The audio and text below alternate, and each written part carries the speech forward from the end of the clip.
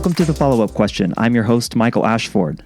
I'm a former journalist who's now using this show to uncover amazing and insightful stories simply through asking questions, while also giving you an example of what it means to listen more than you speak so that you can become a more thoughtful and informed person. On the Follow-Up Question podcast, I'll talk to some of the best interviewers I know to get their perspective on what it means to ask amazing questions. I'll also interview people from all different backgrounds and perspectives who have amazing stories to tell, and I'll bring those stories to you by asking thoughtful, logical questions. Whether you're a journalist, a podcaster yourself, a blogger, someone who wants to learn how to be quick to listen and slow to speak, or someone who just likes to hear great stories, this is the show for you. And today on the show, I have Jeremy Ryan Slate. Jeremy is the founder of the Create Your Own Life podcast, which is a show to help people create life on their own terms, as he puts it. He studied literature at Oxford University. He's a former champion powerlifter, and now he's really jumping into the new media entrepreneurial world. It's interesting, at the age of 19, Jeremy had a near-death experience with a routine surgery that led him to actually receive last rites from a priest. It was that serious. But amazingly, he recovered. He graduated with his master's degrees. It just so happened to be in one of the worst job markets in history. So he ended up working 16-hour days painting houses and managing a gym. And when he landed his dream job, quote unquote, as a teacher, he realized it was not at all what he wanted to do with his life. And he began to look down the entrepreneurial road. And that's when the Create Your Own Life podcast was born. And on that show, with his show, he's brought on some world-class people, really with the aim to mentor his audience to create life on their own terms. As I said before, it's been downloaded over 2.5 million times. He's interviewed personalities like Danica Patrick and Seth Godin and Tucker Max and Robert Greene. He's been featured on a bunch of different business and entrepreneurial websites. And so now Jeremy is telling his story here on this show about the power of podcasting, the power of interviewing, the power of your network and connecting with people that you can do so often far, far easier with a show. We get into his entire background and all of that good stuff here on this interview, on this episode. So I think you guys are really going to enjoy it. Here you go, guys. Here is my interview with Jeremy Ryan Slate. I want to start here. Let's just jump right into it. Sure, man. Going back to age 19, I read that you had a near-death experience. Yes. Let's just uncork that bottle right now. What the heck happened there? So I was playing football. I was playing cornerback, and I'm backpedaling with the receiver, taking my 5-yard. You go backpedal for 5 yards, and you turn and run with them. And I stepped in a drain. And my knee kept turning. So I tore my ACL, PCL, and meniscus. I shredded the thing. And it's like, when you do something like that, man, like you don't feel it because the pain is so excruciating. So like your body just kind of like, oh, you did something bad. So, I was supposed to have the cadaver ligament surgery. So that's where they take the ligament out of somebody that's already passed. And, your body takes the graft and whatever. So that's the surgery itself is pretty easy. Unless, of course, you're Tom Brady, because then the guy got an infection, had the same surgery I had. But like, for me, the anesthesia wasn't good. So what happens is your lungs branch off into two what are called bronchioles, meaning one goes to the right, one goes to the left. And the tube for breathing after they give the anesthesia is supposed to go in between them. What they actually did is they shoved it all the way down into my right lung. So my left lung collapsed and my right lung overexpanded.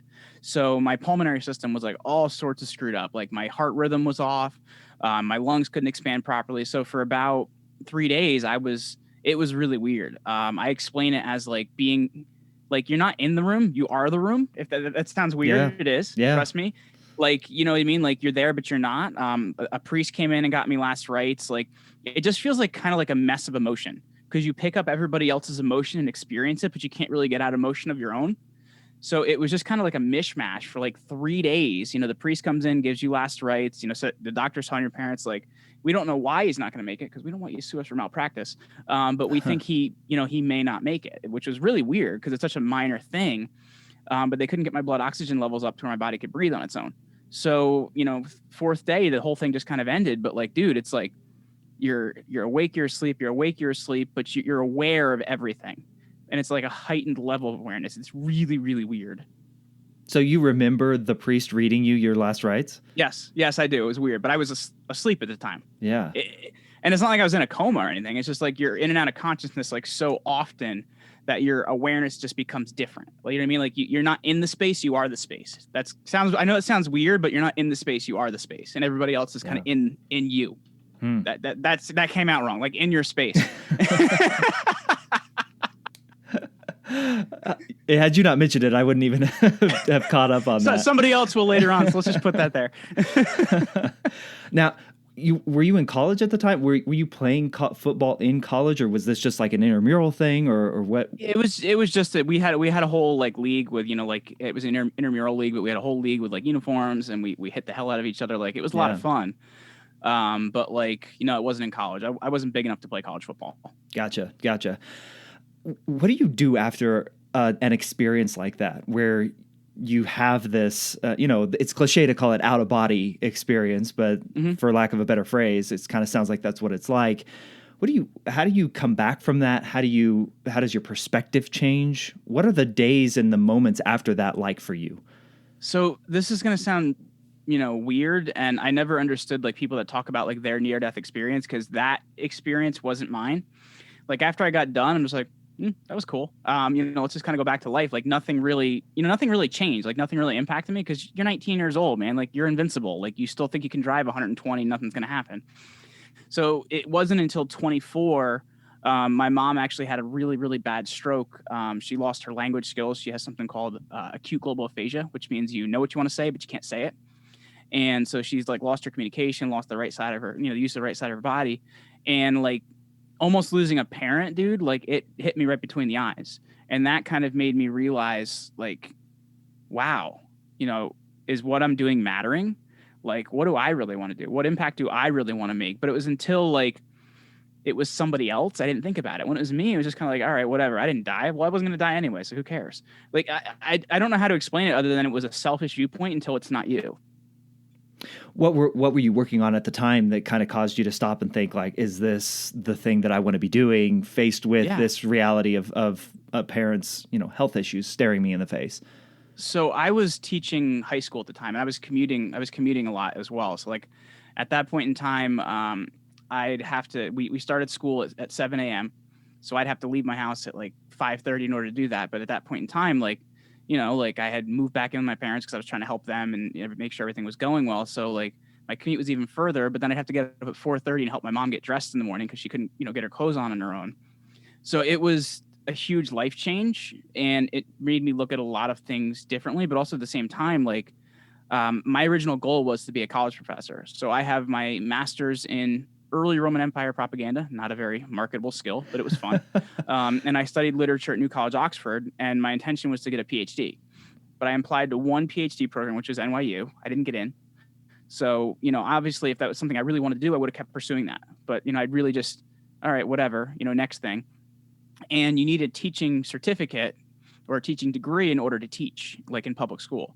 Private school, you don't. They just kind of, you know, throw you to the wolves and you hope. And that's the route I went. So I was teaching in private school. They throw you in a room with 40 kids. They had just gotten rid of number grades the year before I started.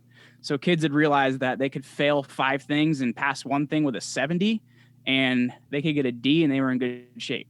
So like it was a little bit of chaos, and it was a very good athletic school. So, you know, the athletes all had to play, and, you know, I'm 5'7", so I'm looking up like they didn't take me seriously.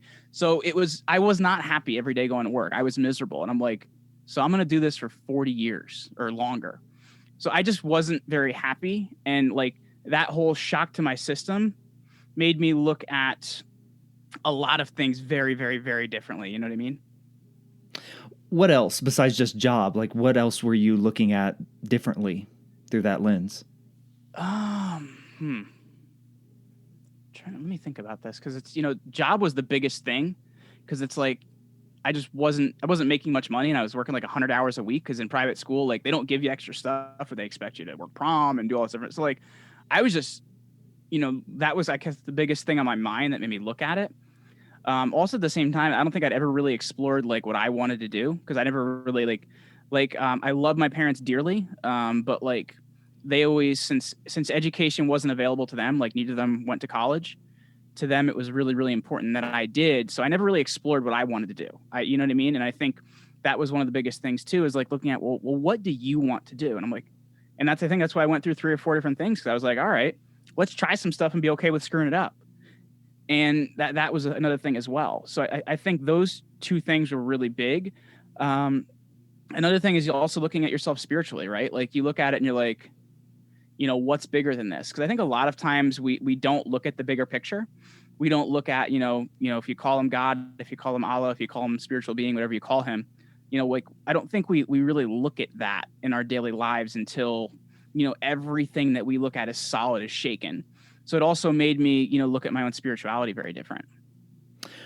What you just described, I think a lot of people are going through in terms of not really having ever explored exactly what it is that they want to do. How do you go about that? You kind of touched on it a little bit there by just trying things and not being afraid to fail, but that in and of itself, I think for a lot of people is going to be a hurdle to get over. How did you actually go about exploring all these different things? What did that process look like for you, man?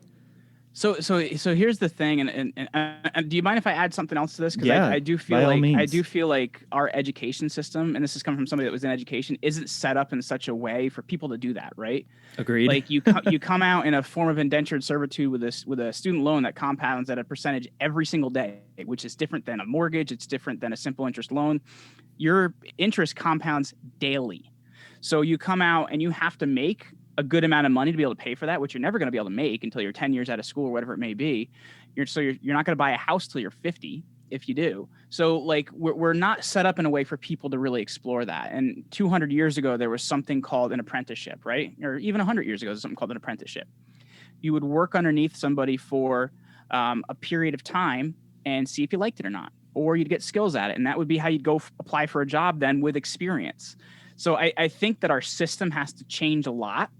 Now, I guess coming to my own experience, I don't know if I would recommend people do it the way I did. The first thing I jumped into was network marketing because I didn't know what that was. So I saw this presentation. I'm like, dude, $1 million next week. Why isn't everybody doing this? Well, there's a reason. You'll find out later. So like that was kind of the first thing to get me to jump. And I was like, okay, well, I don't really like this, but I know how to make money in it. Okay, fine. So I learned a skill there, and that was talking to people, holding meetings, all that kind of stuff. All right, well, let's try life insurance because I can sell and there's like a high monetary value, whatever there is there. And, it was rough because in the life insurance world, the thing that serves your client best is called term life insurance. They pay a low value for a coverage over a period of time, 20 years, 30 years, whatever it may be. But as an insurance agent, the thing you make money off of is something called whole life insurance, which is really expensive. And really, you make 50% commission off that. So it doesn't serve the person, but you want to sell more of that because you make money. So I'm like, well, this isn't really aligned with what I want to do. So next thing, sold products on Amazon. And I left my $1 promo code on my listing. So I lost all my products in about 20 minutes. So, I kind of messed a lot of things up, man. But I look at each one of those experiences and I learned sales skills. I learned, web development skills. I learned communication skills. And then, when I finally kind of started a podcast and it had 10,000 listens in its first 30 days, I'm like, all right, we got something here. But without all of those things I failed at, I wouldn't have been able to do that. So I guess I don't know what advice I would give people other than look at what you're doing and what skill you can learn from it. Because there's always a skill you can learn from everything. I don't know if I have a very duplicatable path. Especially if, parents or like you said, you're racked with debt. It can be really difficult. You just barely touched on podcasting there, but when did that come into play? What was your first introduction into podcasting? So the first podcast I listened to, and I still listen to this day, is called The No Agenda Show. And I think it's like 1,200 episodes. And I started listening to it in 2007. I had a college professor that I'm still super great friends with to this day and actually introduced me to podcasting. I walked into his office and I'm like, what are you listening to? This sounds like a morning show. And it's basically a show where they make fun of the news and stuff like that. I'm like, this is great. So I started listening to that first podcast and, kind of more shows from there. And in 2007, a lot of the early ones were like people reading audiobooks that were in the public domain. So like, you're like, all right, that guy's voice isn't easy to listen to. Let's go to the next one. And then, kind of shows started to develop and I'd follow this one, follow that one, whatever it may be. And eventually when I failed all those different things, I'm like, all right, let's start a podcast. And it tanked in its first 60 days because it was horrible. And it was called the Rock Your Life Show. I didn't do any research on like trademarks and stuff like that. And somebody had the name. Oh, So I had to go with Rock Your Life. We went with the UR. And it was just bad, man. Like there was no miking, there was no format, there was no there wasn't any value in it for the listener. So it had about 100 listens in 2 months. We quit. And 6 months later, I started Create Your Own Life, but I'd taken a course on how do I do this as a professional? How can I actually serve people? Who do I actually want to talk to and learn from? And I think that was the biggest difference in why the show was so much better, What you just mentioned there, you went 2 months with your first show. It tanked, and you come back 6 months later. What was it that brought you back to it, even after the initial podcast has failed? What got its hooks in you that said, okay, this is still something that I want to try?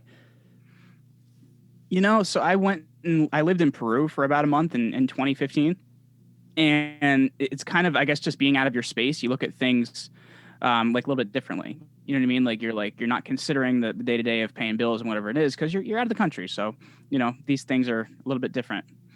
And, looking at that, I'm like, all right, well, what am I really going to achieve here? Because I was getting married in September of that year. I look at it, I'm like, wow, I am a bad investment for my wife. I turned out to be a good investment later on.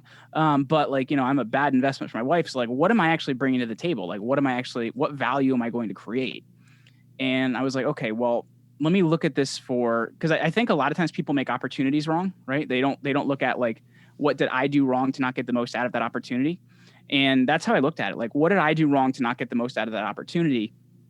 And that was the real game changer. Okay, so wasn't approaching as professional. The audio is crap. The content isn't very good. There was no guests. It was me being a life coach, which I am the furthest thing from. So it really just wasn't something that aligned, and it really just wasn't done or delivered correctly. And once I kind of approached it like that, I'm like, I got the things that were missing, and that was the change. But I think a lot of times people look at an opportunity and they say, okay, well, that doesn't work. Not I didn't work. You know what I mean? And I think a lot of times it's a viewpoint thing. It really is. What changed then with the Command Your, I always Create get this Your Own messed up. Life. Create Your Own Life. Your brand is Command Your Own, your brand. Create Your Own Life. What changed with the Create Your Own Life podcast that clicked? And how many downloads did you say? 10,000 within the first, how much? First 30 days, we had 10,000 First 30 listens. days. Yeah. What changed? Obviously, from a numbers standpoint, a lot changed. Well, so I guess one of it was I feel like people have this wall they put up of this person won't talk to me. You know what I mean? When they're looking at celebrities or people that are famous in their space, or this person won't talk to me, so they just don't try. And early on, I did that. I didn't try. And that was something I did differently the second time around, is I made a list of the top 100 people I most admired, and I wrote them individual emails, and I had a pretty good hit rate of them agreeing to do it. But at the same time, I took a ton of action, because I think people think they're going to put up a podcast and they're going to see all these downloads because it's in iTunes, and iTunes is huge. Woohoo. But it's all this work you have to do, man. I sent out, before I knew automation was a thing, I sent out 3,000 individual LinkedIn messages. Now, a lot of them are copy and paste, but I still had to do all the work and hit send and everything else. And I was trying to get people to subscribe because I knew that was the major thing that would drive growth. I sent out, I had 700 phone numbers in my phone at that time. So I sent out 700 plus text messages. I built a tiny email list of around 1,400 people. I emailed all those people individually, and I said, hey, I really need you to subscribe to this. I was in public grabbing my friend's phone saying, hey, I'm going to show you how to subscribe to my podcast. And I was willing to, I guess, take it to the point of make this thing work, so that if the opportunity wouldn't work, it wouldn't be my fault. And I think a lot of times people don't take that level of responsibility. And that was the reason for that early growth. And then we hit new and noteworthy, which got us more earballs and kind of a lot of good stuff to help grow from there.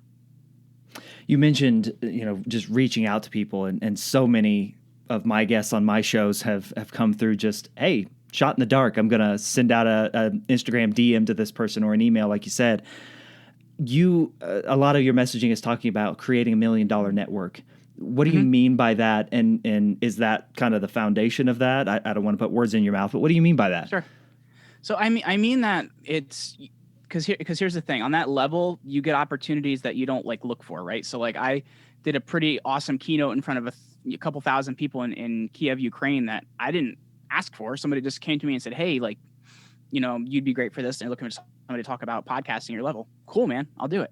So like creating $1 million network is you can get a ton of value back from it by the connections you've created, by the energy you flow to other people, because I think people don't realize it's an exchange. Like you have to help other people too. So, $1 million network is a lot of these opportunities that can come to us that we don't expect. And that's by talking to the right people. That's by, making them feel like they matter. That's by, not doing copy and paste messages. That's by, really finding out what's interests them. Like one of my guests, I found an obscure blog post where he talked about how much he loved C.S. Lewis and G.K. Chesterton. I collect old books. I had a 100-year-old copy of G.K. Chesterton's works put in one book, so mailed it to him. We had an incredible conversation. And, when we started our current company, he gave me some great advice because I had flowed him energy. I was just like, hey, I think he would just really appreciate that. I think too many times people do things with the thought of what am I going to get from this? When you have to come from a viewpoint of I truly appreciate and want to help people. And I think this person would really like this. So I've always connected people with a lot of cool opportunities. I've always, flowed cool things like that book to people. And because of that, you're doing it with higher level people, like really cool opportunities come back to you. It's just kind of, I don't know how the universe works, man. With Create Your Own Life, with that show, what was it that you set out from the beginning to bring to as value to people, to the people who you were, getting on their phone and showing them how to subscribe? What did you hope to bring to them with that show that changed things for you? And this goes back to the education point. Like, I feel like everything we've been sold is a lie.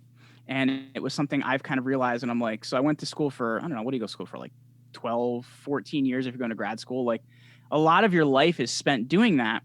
And you kind of get to the end, you're like, this is it? Really? So I wanted to show people like there is another way and you can kind of do it your own way. And that was really what it started as. Now, that message developed more over time, and it's gone more towards people that do it their own way, but at a world-class level, because there's lots of people that have done it their own way and, they don't care about going big. And that's fine, man. Like we each have our own reality and what we want to have. But really, I wanted to show people there is another way, and the way you've been told does not have to be the only way. And you can do it at a really high level. And that's why I interview a lot of the really interesting people I do, because they've done it so many different ways, man. Like it's just really cool. When did you know you had something with it? I'd say it was that first month, because I didn't know anything about numbers. Like I didn't even know there were other podcasters. Like I didn't have like podcast friends on Facebook. I was just like, all right, I'll start this thing. So like to me, 10,000 felt like a lot. I'm like, okay, there's something here. And we were able to like keep that number up over time. That was cool. But then I started getting like emails. And like, I'm in the gym, like getting changed in the bathroom. I'm like in my underwear, and some guy walks over to me. He's like, "You're the podcast guy." I'm like, "I am wearing my underwear." But like, people start to like talk to you in public, and like actually like, you get emails and you get like success stories and stuff like that. And it's kind of really cool, man. And you start to realize like, within that first 6 months for me, I was realizing like I was impacting people, and that was a really big deal. And that was enough, to keep me going, because until I could figure out how advertising worked and stuff like that, there wasn't a lot of money up front. You had to figure out like, how do you make money with this? How do you use this in positioning? What is PR? And so early on, it was just a lot of that like feedback from people that I was actually helping them. When did you're more than 700 episodes deep, right? At this point. When did it become, it's weird to phrase it this way, but when did it become a viable business for you, and not just, this thing that you were doing to provide value? Does that question make sense?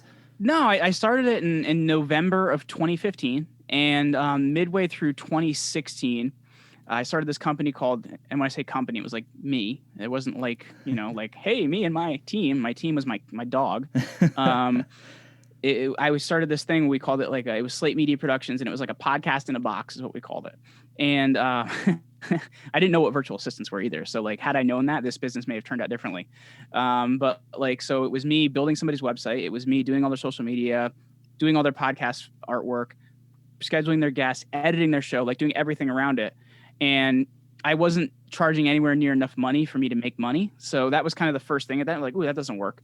And we found that since my wife has been in PR for about 10 years, she was like, all right, well, if we're going to help people start these shows, we should help them get known by getting on other podcasts. I'm like, oh, that kind of makes sense. So yes, she's smarter than me. And, kind of the first thing we ended up doing then was getting them on shows. And they're like, well, we like that. And these shows are like, having our own show is cool, but it's a lot of work, even though you're doing all the work. So we cut out everything else and just focused on like, how can we do a really great job scheduling guests on shows and, running a PR plan with it. So like that was around the end of 2016, and it's grown and grown and grown over the years. And we just hired again 2 weeks ago, and now we're at about 15 staff, 10 of which are right here in the U.S., and a small team that's in the Philippines that handles like admin tasks and stuff.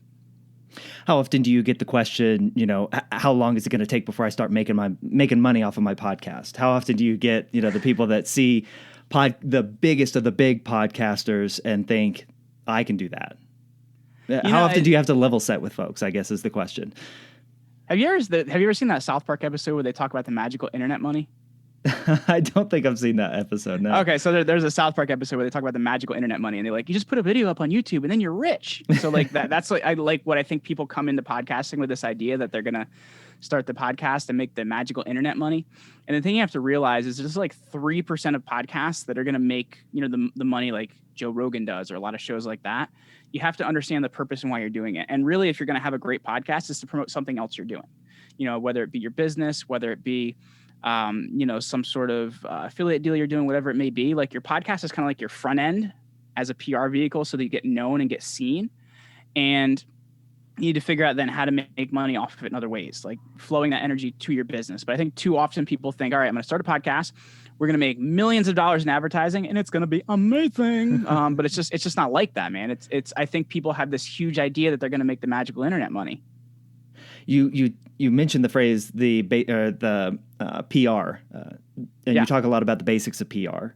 What are some things that people who are starting a podcast, or even people like myself, what do you think we may be not capitalizing on in terms of PR? What has your experience brought to you that you can bring here? So the thing I would say about that is like a podcast is a really great vehicle, like as a host, from the standpoint of like, you can interview people that are known in the space you're in or want to be in. So it kind of helps raise your positioning. Like people you're seen with, give you more credibility. People you're interviewing give you more credibility. And then you kind of end that week with a content piece from yourself, whether it be a 5-10 minute episode, maybe something you did elsewhere, whatever it is. And it starts to raise your credibility because you're known. So I look at the week itself as a funnel, and it helps to create energy for it in that way. But then at the same time, you have to have a lot of your like branding assets set up in a certain way. Like on your site, you should have a media page, with listings to different places you've been placed in media, like whether it's local, whether it's, national, whether it's a Forbes or something like that, because you should start building a lot of these assets. And I think that is where a lot of people fail, is they think, all right, this podcast isn't making me money yet. What's happening? Well, it's okay. Well, who do you need to be seen within your space? What do you need to be known for? What other places should you be known, which you can then use your podcast as credibility to get? Like a lot of the media I've gotten just because I've had a podcast. Like I hadn't really done anything cool yet other than had a podcast and talk to some people. So it helps you to kind of build this credibility because you have a vehicle and something you're creating. And I don't think a lot of people have that viewpoint on it. Is there an interview or a guest that you've had on the show that stands out to you as somebody who helped really maybe gave you some of that credibility, or you just knew it was an interview that people were going to want to listen to? Grant Cardone. And for the reason of he doesn't post a lot of his interviews on social. And we just really hit it off, man. Like he was just a really, really nice guy. It was really interesting and willing to share. He put me on his YouTube channel. He put me on his Facebook page, his Twitter page, his Instagram page. And we saw our traffic, like, I don't want to be cliche, but we saw our traffic 10x. We saw a lot of growth in podcast traffic in that time, which we then maintained. And it also gave us the credibility then, because a lot of people are like, oh, well, he's talked to Grant Cardone, or he's interviewed Grant Cardone, and that's a big deal. So that kind of helped me secure even, more guests since that time. Like we've had Dave Asprey on the show. We've had Jonathan Goldsmith, the most interesting man in the world. Danica Patrick, the race car driver. So like we've had a lot of cool guests on the show, but that credibility bump and that traffic bump was huge in having Grant on the show.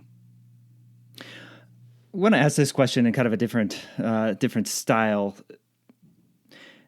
We have a lot of the technology that really anybody can create a podcast, right? Yeah. There's this phrase or saying out there, we can, but should we? How often do you talk to people, or what do you think people should think about when they think about, I want to start a podcast because everybody else and their mother's got a podcast going right now. We just crossed 1 million podcasts. Mm-hmm. What do you say to somebody, or I'll ask it this way, should people just who want to start a podcast, or is there just a lot of bad stuff out there? Well, I'll say there is a lot of bad stuff out there. But the thing I would say is, like, unless you have a differentiator or a different message, then that's not out there, or a different way of saying it, you shouldn't be doing a podcast. Because the number of people that have tried to recreate like Entrepreneur on Fire, like, makes me want to cry. Like, John did a really, really great job with that show and was one of the first to market. And then, 200,000 people copied him.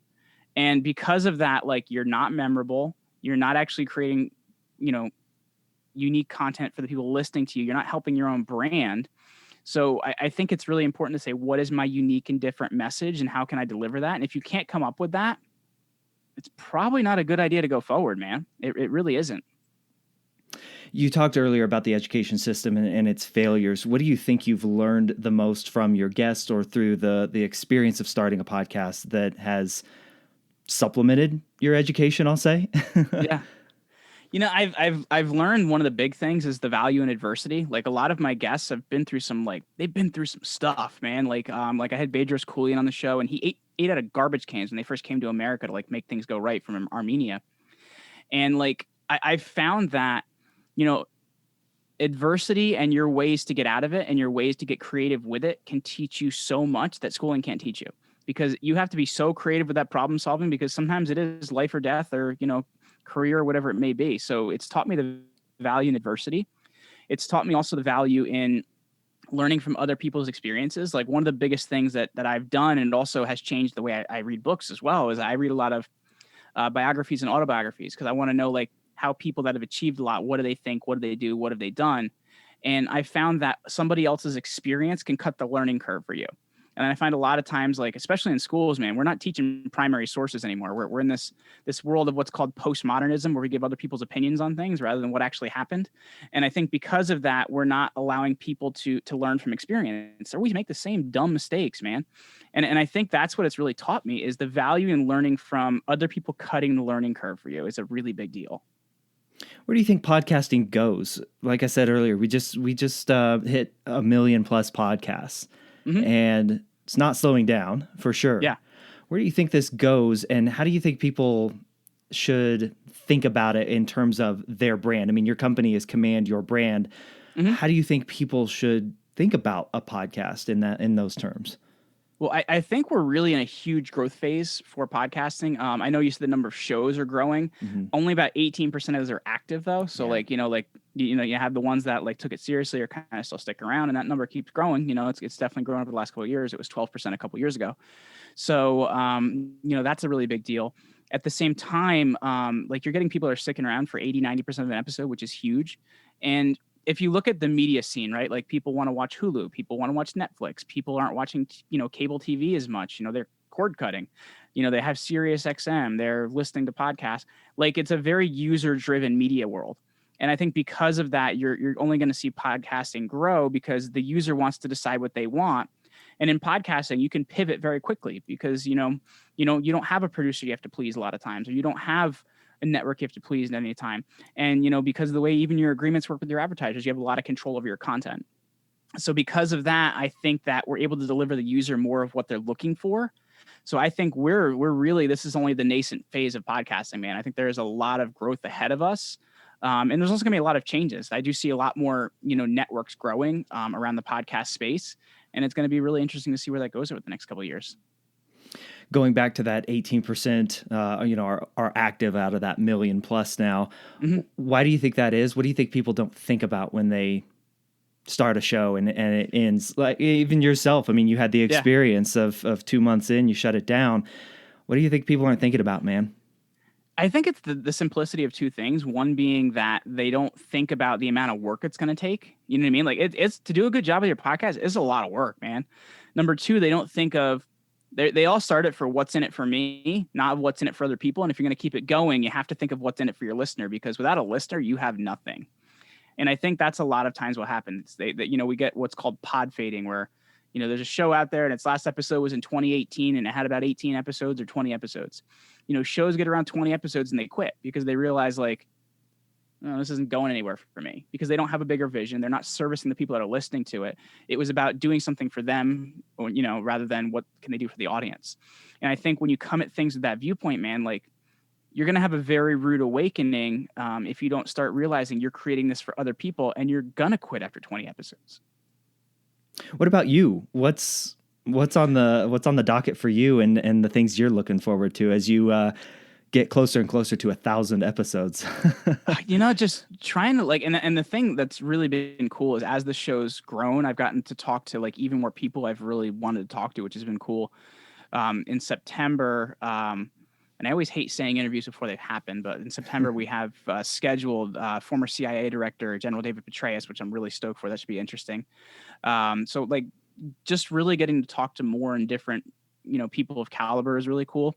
Also from the company side, like 2020 has been our biggest year of growth. Like, we hired 3 more people on our staff, revenues are up. The type of show quality we're booking is up. How we're servicing our clients is better. So, really it's just seeing this brand grow and kind of seeing where we can take things, and just a lot of the incredible people I get a chance to learn from, and I'm very lucky to get a chance to learn from. You mentioned Grant Cardone. Any others that, really stick out to you as people that you're like, hey, either bigger names or people that, hey, I really enjoyed that interview. I learned a lot from that. So I'm thinking of 2 really stick with me. Right. Well, 3 really stick with me right now. I got to interview Kelly Earnhardt Miller, who's Dale Earnhardt's daughter. And that was kind of really cool because my dad was a huge Dale Earnhardt fan. So to get to kind of have a conversation that he was really, really into was awesome.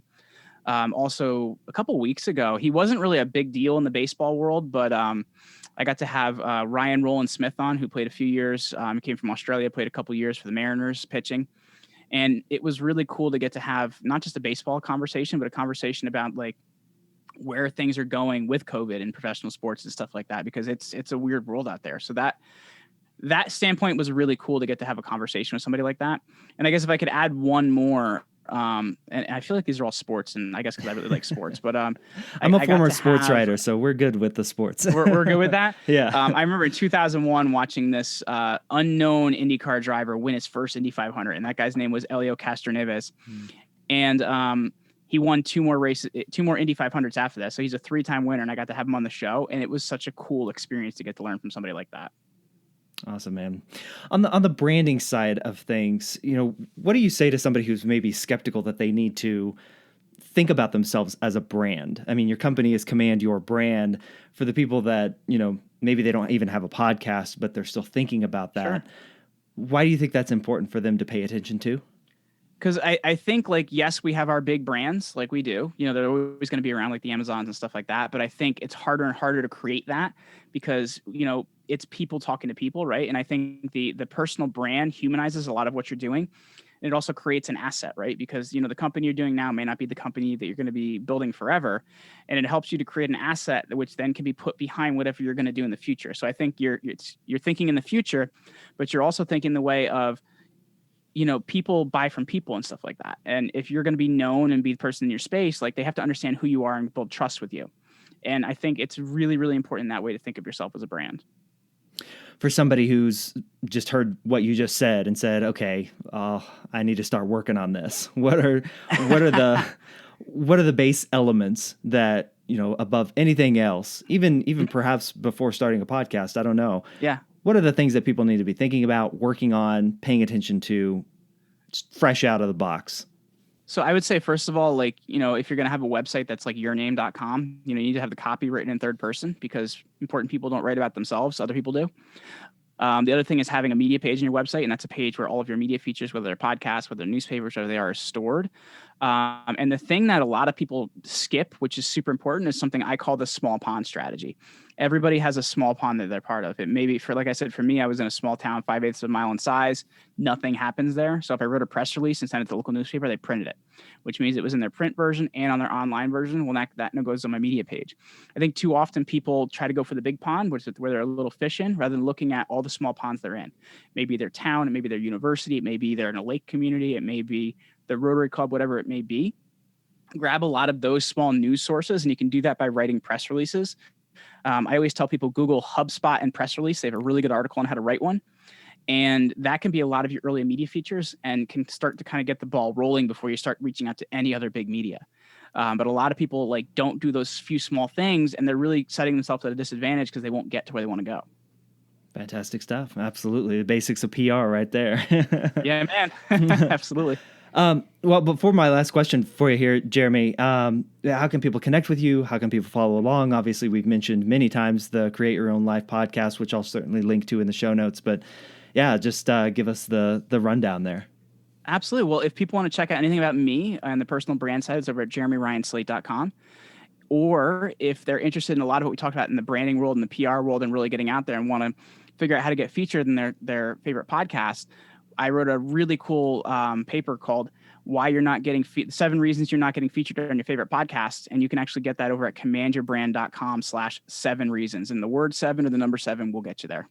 All right. I will make sure and link that up as well. Last question for you. What is the one question that you wish people asked you more?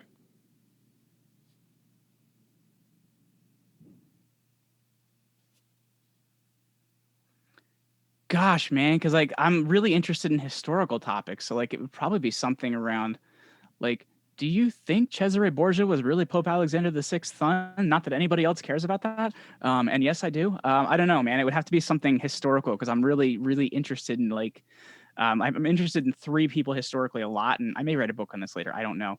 Alexander the Great, Cesare Borgia, and Lorenzo di Medici, because they were guys that started very altruistic ideas. And once they started, letting their ethics not be so good, they found it easier to do bad things.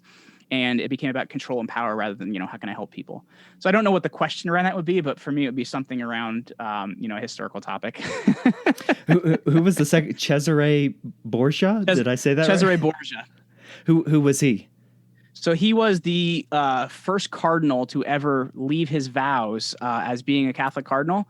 And then he became a condottiere, which is kind of like a cowboy general type in the 1300s in Italy. And he actually united most of the Italian states.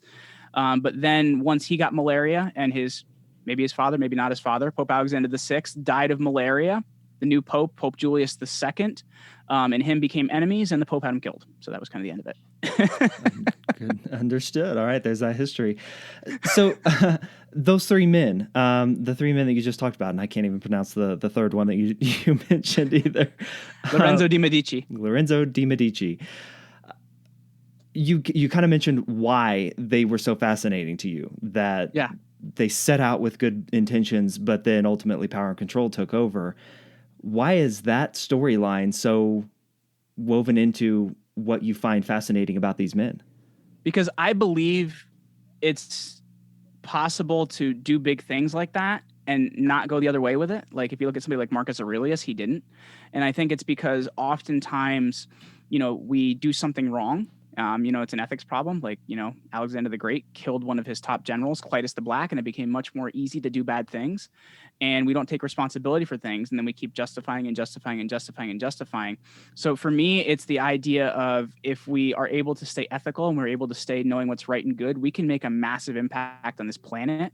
But I think oftentimes people become corrupted by trying to justify the things that they've done wrong. And they just find it easier to do more and more of those things. That's fast. Is that because you've had experience yourself, or is that just wanting to guard against it? Or where does that desire to always keep that top of mind come from for you? Well, I think it's a simplicity of it, right? Like whether it's, let's say it's in your marriage, right? Like, let's say, you do something wrong against your wife. Well, as a being, you don't want to be wrong. So you're going to say, well, my wife did this wrong and she burned the food and she did this and she did that. So I think it's the same with any of us and any other like little thing in your life. If you look at the areas where you can take responsibility, you're going to actually find you like other people more, because we tend to make other people wrong for what we've actually done and where we don't take responsibility for things. And I think just looking at those 3 guys, we're looking at it at a much, much higher level because they were playing on a bigger chessboard. But oftentimes, if we can take responsibility for the smaller things we do in our life, you're going to have a lot happier life, man. Like clean hands give you a happier way of living. Man, other than going and reading about Alexander the Great or Lorenzo di Medici, how do you specifically pay attention to that in your everyday life? Is there a practice that you do, or is this just hey, this is who I am? It's just trying to be aware of it, man. Yeah. Because I think when you get upset about something, because we all get upset about things, you look at it and you say, all right, well, well, what could I have not taken responsibility for in that situation?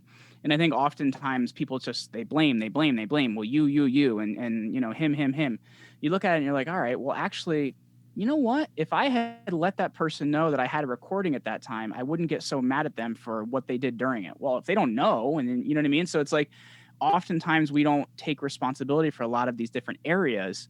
And sometimes it's in post game, man. And sometimes you're in the middle of the game because you're like, wow, why am I so upset? And you have to look at like what you've done and where you can take responsibility for that. And sometimes it's hard to have the conversation with somebody after, like, hey, I got really upset with you because I blah, blah, blah, blah, blah. And I'm sorry I did that. So I think a lot of times most people just can't operate that way because it's kind of scary to look in the mirror and say, ooh, look what I've done. Interesting. That very much explains why you said what you said about your first podcast then, that you went and did a lot of did a lot of introspection. My ethos, man. Yeah. No, very, very cool stuff. I'm glad we went there. Man, Jeremy, thank you so much. I've appreciated this. A ton of great information for, I think, the listeners, and I appreciate your time, man. This has been really, really good stuff. Absolutely, man. Thank you so much for having me today. Huge thank you to today's guest, Jeremy Ryan Slate. Please do me and Jeremy a huge favor. Go and check out his show, the Create Your Own Life podcast, and share this episode with someone you know who might also find some value in listening to today's conversation. I greatly, greatly enjoyed it. It's cliche in the podcasting world to ask for reviews. I understand that. I know it, but I'm going to do it anyway.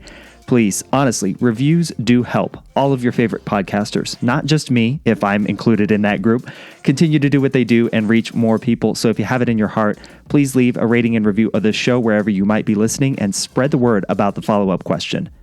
If you know someone who you think would be a great guest on this show or have a question you'd like me to address on a future episode, please email me, michael@thefollowupquestion.com, or go to thefollowupquestion.com/contact and submit a guest recommendation. If you want to improve your own ability to listen and ask questions, hop over to thefollowupquestion.com/newsletter and subscribe. And when you do, I'll send you my free guide, the 10 follow-up questions guaranteed to keep a conversation going. You'll also be the first to know about new content and fresh tips and tricks, and that's all free when you subscribe at thefollowupquestion.com/newsletter. I'll catch you on the next episode of The Follow-Up Question, and until next time, keep asking questions.